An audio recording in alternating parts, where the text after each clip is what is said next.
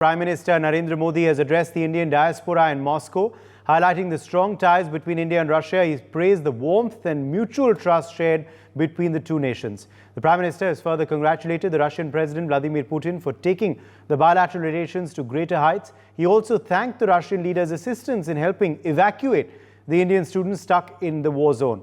As Modi chants reverberated, the PM hailed the contributions of the Indian diaspora in Russia, calling them the ambassadors of India to the world. From citing India's T20 World Cup win and the successful Chandrayaan mission to quoting Bollywood actor Raj Kapoor's song Mera Joota Hai Japani, the PM appreciated the mark made by the Indian diaspora in Russia. We've seen similar outreach events earlier as well, whether in Paris, New York, Hiroshima or Sydney. Now Prime Minister Modi has yet again energized the Indian diaspora in Moscow. In fact, we have the diaspora joining us live on the broadcast. Rohit, Himanshi Singh, MBBS student, is joining us. He's studying at the Kazan State Medical University. He's joining us live from Kazan in Russia. Rohit, welcome to the show. Just talk us through these words by Prime Minister Narendra Modi today. How special was it, the fact that he was in Russia and also met with the Indian community there? Rohit, can you hear me? Okay, I think we're having some trouble there with Rohit's connection. Let's try and bring in Himanshi Singh if we can, a student from Kazan State Medical University. She's doing her MBBS there. She's also joining us live from Kazan, Russia. Are you able to hear me, Himanshi? Yes, sir. Himanshi, how special was this message that Prime Minister Narendra Modi gave there in Russia for you? It's really special for us, especially for the Indian student that we are studying over there, and there's so much support that we all are provided through all of this. So it's quite special for all of us. Yes. What was special in his address for you? What stood out for you, Himanshi? So everything, if he said for the student, like he said, explain everything, and for the students, it's really good for Indian student. Yes. Also, India-Russia relations, they are at an all-time high right now. Do you believe that these will get further strengthened through Prime Minister's visit to Moscow? Yes, sir. The relationship between India and Russia also strengthened through this, and there are so much a relationship of Indian student and Russian students are good over there. How has the experience been for you in Russia? It's really good. We are always felt like home over there. Everything was so friendly, and the environment is also very good. And the education system is also nice. Do you believe this is also a very special this is very special that Prime Minister Narendra Modi does this in every country that he visits? This connect with the Indian diaspora, this meet and greet that he has with the Indian community abroad. Yes, sir. It's really very special for the Indian community living abroad, and we really appreciate that. Okay, let me bring in Dr. Anand Kumar Talada as well. He's a businessman. He's also joining us now from Russia. Dr. Anand, just tell us about your reaction to Prime Minister's message, Prime Minister's address today in Moscow to the Indian diaspora. Yes, sir. Good evening.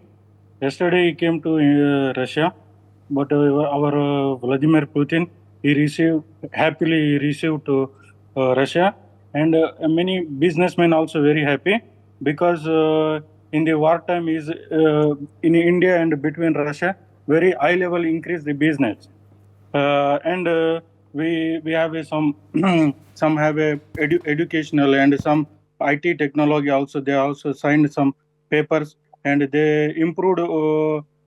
In Vladimir Putin is very happy to receive to him. I'm saying a first time like that. He is very laughing. And yesterday he went to invite to his own place where he is living and working. Vladimir Putin, he is visit that place. Narendra Modi, he is very happy. They have evening take tea party and like a dinner. I think so. In businessmen, we are getting improved to in Russia business. stood out in the message for you today? Today, I wanted to tell you, sir. We actually in Indian peoples is the best our business to improve in Russia. Yes, absolutely. Dr. Anand, how special is this relationship between India and Russia? And as you're saying, the trade ties, the business ties, you're hoping will improve after this visit as well. Yes, sir. Of course, sir. Because in at the wartime now is going in Russia is a wartime. We are getting best chances to improve in Asia because they have lost connection to Europe and other countries. That's why I will tell you who is the work in Indian people. They very improves our business here. How long has it been for you in Russia and how has been your experience there?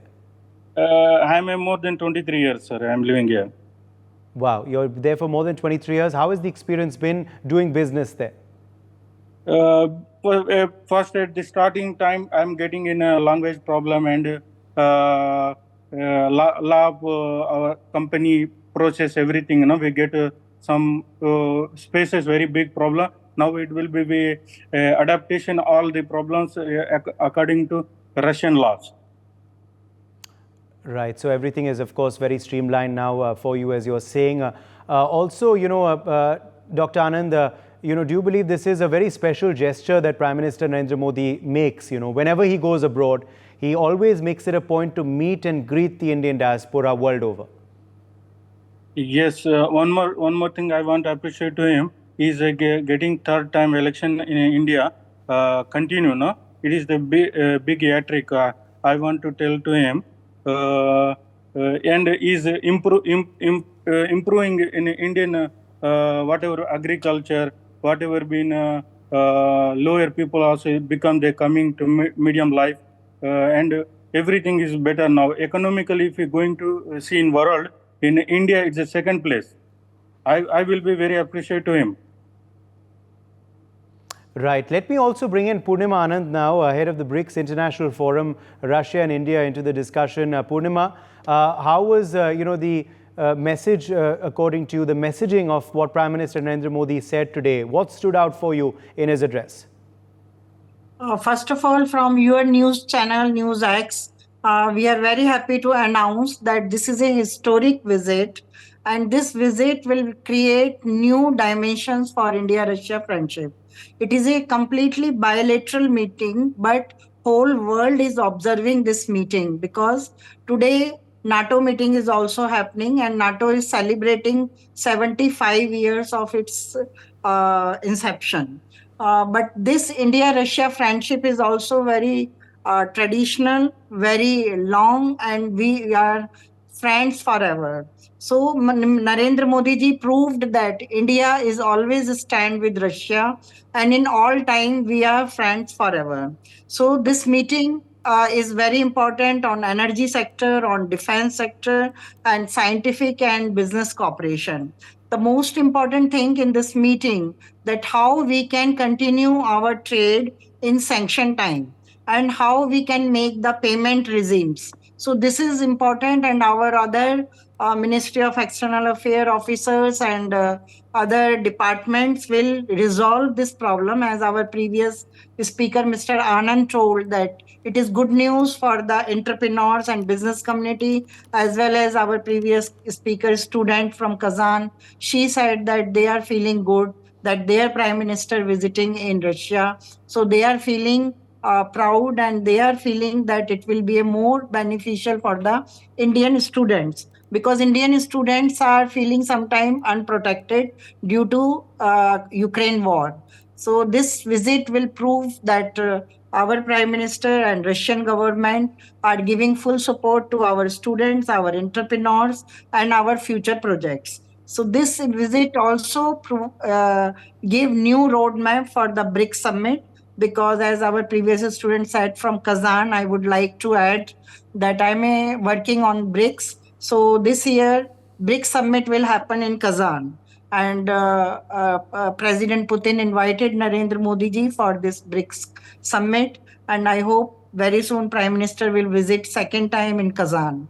In all, above all, if we observe this visit of Prime Minister as a third time Prime Minister to Russia, this is hat trick, and we feel that we will get very strong news that what future strategies India and Russia are developing at bilateral level. So this is important.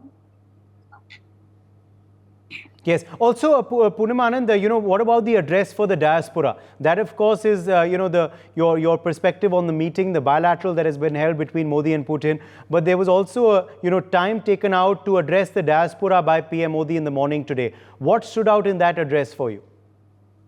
Actually, this was very good opportunity for the Indian people to meet at Moscow with our Prime Minister, and everybody was very happy, and many people discussed with him their local problems, and Prime Minister assured them to be resolved and to strengthen their business and educational programs, especially in energy and scientific sector. Indian diaspora is very importantly wants Indian support, and Indian ambassador is there, and Indian organizations were there, Indian business people were there, so they are very happy, and it was warm welcome of our Prime Minister in Moscow communities, and it was very happy environment, I would say, and people were very happy and celebrating like festival. Yes, he always does this, wherever he goes globally, takes time out to meet with the diaspora, Purnima. Yes. Right. So it is always important, and it creates new opportunities and confidence in the people who are living abroad from India. Yes. So Moscow people and Indian people will get new strength. Absolutely. And, we certainly hope for that. How has been the experience of you in Russia? How long has it been for you in Russia, and how has been your experience there? I am working with Russia since last 35 years, and especially I am working nowadays in multilateral spectrum under BRICS issues. As a president of BRICS International Forum, I got very good space in Russian government and different media channels and different organizations like St. Petersburg Economic Forum and Ekaterinburg, Innoprom is happening. So it is a good platforms for the business opportunities and to collaborate at highest level and to understand Russian government and Russian system for the better collaboration. Now it is a time of the world for the change, and world is shifting Western power to Eastern powers. So this is very important meeting of India Russia to prove our friendship and to create new roadmaps for our mutual cooperation under the turbulence time. So let's see what will be the result, and it is easy to say that it is a historic visit, and it will give very good new opportunities to Indian and Russian communities to grow together. All right. Also, let me quickly rope back in Rohit. I believe he's back with us now on the broadcast. Rohit, if you can hear me now, I was trying to ask you earlier on, what stood out for you in Prime Minister's address today, how, how you responded and reacted to what he said in Moscow at that diaspora event. So it's very proud moment for all Indian students living in Russia. Since last 3-4 months, we are hearing news about that our Indian Prime Minister Shri Modi ji is coming to Russia for BRICS meeting, and we also fill up forms of volunteers to just meet our Prime Minister, because it's in first year. It's very, very proud moment for us that we meet Modi ji in Kazan. Well, that's of course something that hopefully will come for later, as Purnima just was telling us that he's been invited for that formally by President Putin. But for now, today, the diaspora event, you must have heard Prime Minister speak today in the morning. What stood out in his speech for you? Yes, just like it's very good for all educational, in aspect of education, in aspect of India-Russia friendship. It's very good that these two countries are in better relation because in India, in Russia, the situation is in last 2 3 months that all are in fear of India thing, Russia and Ukraine war. How has been your experience there, Rohit? So my experience is no very good. It's very good because the Russian government is very cooperative and does not give any harm to Indian students. It's always help to us if there is any problem. Okay. Let me also quickly draw in Ambassador Suresh Kumar Gul into the discussion, former diplomat. He's also joining us now. Suresh Goyal, the Prime Minister, of course, makes it a point to connect with the diaspora wherever he goes, and today was no different. Talking, of course, about the relations, historic relations between India and Russia, the way forward as well, relying, of course, on cultural meeting points, also, of course, film, given the fact that Raj Kapoor was such a popular star in Russia. Uday, well, the relations between India and Russian Federation have been anchored in people-to-people ties, cultural relationship. You mentioned Raj Kapoor, Avara. The song still reverberates everywhere in Russia and Central Asian republics, the entire region. Really, therefore, in that sense, the relationship between India and Russia now is based on people-to-people ties, cultural ties, and lately added by there are those strategic components, defense relationships, defense supplies from technology from Russia to China, nuclear energy, etc., etc. But the mainstay, even if we take into account all the different components, but the mainstay really have been people. I still remember in 1990s where I was dealing with Russia from the Ministry of External Affairs. There were Indian students in the Soviet Union then and Russian Federation afterwards, after the dissolution of Soviet Union, studying the Russian language and the Russian history, Russian political science at the different universities. Many of our own foreign service colleagues have studied in Russia, and being able to speak Russian was really quite a plus point at that time. Therefore, I would say that cultural ties, people to people, and the Indian students, the Indian community there is really diverse. It comprises students, it comprises business people, it comprises professionals who are engaging in social media, who are engaging in technology trade, etc. They are really central to our relationship. Okay. Yes, people-to-people ties are always important, of course, and Prime Minister Narendra Modi, which is why makes this an opportunity to connect with the diaspora there, and of course also encourage them to continue to collaborate with those back home from their family and friends circle. Monica Verma, international affairs expert, also joins us now. Monica, what stood out for you in the Prime Minister's message that he gave in Moscow?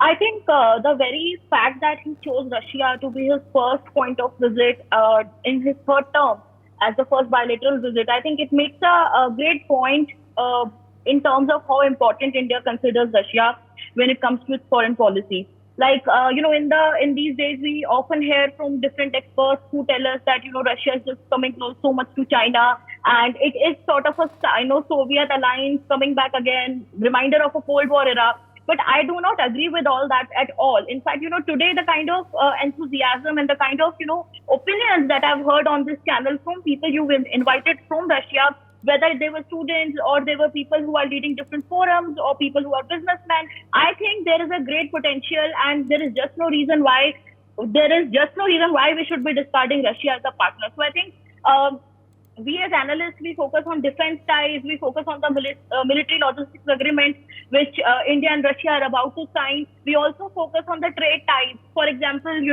there are so many corridors coming up, the INSTC corridor, then the maritime links between Chennai and Vladivostok. So we look at the facts, but the way people who are on the ground and the kind of passion that they display for India-Russia relations, I think they speak a story of their own. So I think it's a great thing that Prime Minister Modi went to Russia, and he not only went to Russia, but he also spoke to the Indian diaspora, which is, I think, is a part of his foreign policy. If you look directly from 2014 till 2024, in the last year, whichever country he visited, depending on the time he has on hand, either he has just shook hands on the airport, met the people at some sidelines of an event, or there has been a dedicated event to engage with the diaspora. So whether it was the Howdy Modi event or some other event in Australia or Japan, I think that's a fantastic way of reaching out to Indian diaspora. Yes, it is. And also, as far as the India and Russia are concerned, where do people-to-people ties stand currently, Monica? So interestingly, I just looked up how many people are there in Russia, and a couple of my own cousins, they are not only in Russia but also in Central Asian republics where they're doing their MBBS. So it's a sizable community. I think 14,000 people are there in Moscow, and there may be, my facts will be off the mark, but I believe there would be thousands of Indians who are there.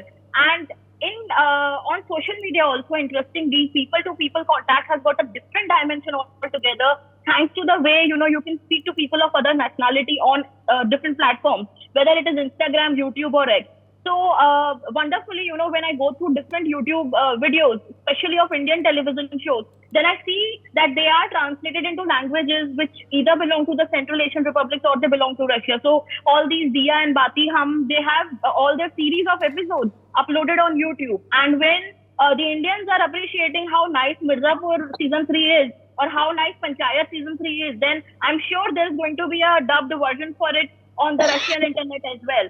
So I think the people-to-people ties are important in any country you take. But when it comes to Russia and India, we have a long history that goes back to the Cold War. And at a time when our foreign policy was such that we felt isolated in the world and the Western world was, we were not that good terms, or not that good terms with the Western world. I think India and Russia, Soviet Union at that time, we had great relations. So when Soviet Union disintegrated in 1991, we literally felt as if we become orphans, because the trade that we had was a sizable chunk with Soviet Union. And even as a diplomatic partner, they have always watched our back at the United Nations Security Council. So I think that kind of a camaraderie, that kind of a love and compassion that a fellow Indian has for a Russian is displayed every single day on X. Especially, I'm pretty active on X, and I see the way Indians defend Russian, national interests, and they always say that Putin is a man. When Putin is called a war criminal, people, the way they respond. And some people also say that it's a trouble because, English, the Indians, they know a lot of English and they can take on the Western narrative makers and shapers. So I think that's a great thing, the way Indians respond to the Russian foreign policy. And kudos to Prime Minister for choosing Russia and showing that all countries matter to India's foreign policy in today's date, because ultimately it's not the era of non-alignment, it is an era of multi-alignment. Yes, indeed. Also, Ambassador Goyal, quickly drawing you back in here, this Connect with the Diaspora, these outreach programs by PM Modi, what do you believe has been the impact over the years of this outreach? Not just in Russia, but world over. No, thank you very much, Uday. I think that's a very central, very important question. Having been dealing with the Indian community in various countries over my career, every time we were in a mission, we used to make a very conscious effort to connect with the Indian community, including the professionals, including those who were recent immigrants and those who have been staying there for a long time. For example, before I came back to India more than 15 years ago, I was in Egypt and I was in Laos, and before that in South Africa. Indian community, the Indian, they were all of different complexion there. While in Egypt, Indian community was really who have been there before for more than 100 years, engaging in trade. They had gone through different kind of routes, etc., and that become practically part of the Egyptian Egyptian political system, Egyptian society, with the exception that, of course, because of the specific nature of Egypt, they were not able to take part in the elections. Then South Africa, again, if you remember the name of Talada, you remember the name of Yusuf, who had actually worked as part of the ANC with Nelson Mandela, and a lot of anti-apartheid movement was because of these Indian leaders. They were part of the Indian South African political and business life. They were part of the black economic empowerment, which was basically meant for the disadvantaged people in South Africa. Laos, again, hundreds of years they were there. So, but this was a kind of a thing that we used to do. And we used to say that the Indian people are the ambassadors and they are the bridge between India and those countries. And now what I would say is that with this specific attempt to hold a meeting with the diaspora, a diaspora, I don't really like that word, but Indian community clearly establishes that connection. And I think there is a palpable sense of being part of where India is going, Indian development, Indian growth, and what India's story with that particular country is. And therefore, I can see a very visible change in the attitude of Indian community in those countries. Although I've spoken for a long time, I don't think. No, I think that was a great perspective, which is why I asked you that question. Do you agree with this? The fact that there has been this overall change of the way diaspora views their home country through these outreach programs, Monica?